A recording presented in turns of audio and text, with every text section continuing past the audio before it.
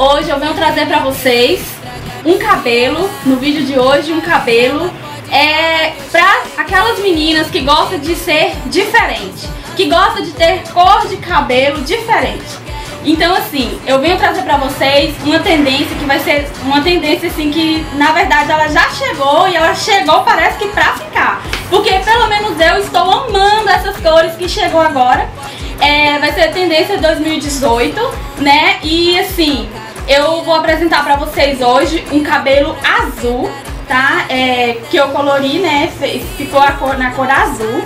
E assim, gente, essa cor, particularmente, eu amei o resultado, tá? Assim, a técnica que eu usei foi a mesma do ombre hair.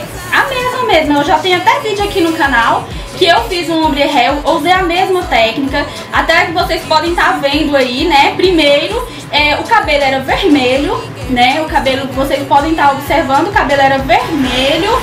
E assim, eu fiz aquela mesma técnica no papel alumínio, direitinho, né? Eriçando, colocando um costurado e um eriçado. Um costurado e um eriçado. A mesma técnica do ombre hair, né? Só que a minha cliente, ela gosta de ser diferente, ela gosta como eu, ela gosta de coisas diferentes, né? Ela gosta de chegar chegando.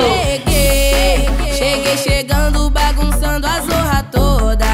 E que se dane, eu quero mais é que se exploda.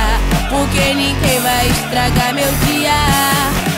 Avisa, ela pode falar que eu cheguei. Cheguei chegando, bagunçando a zorra toda. E que se dane, eu quero mais é que se exploda.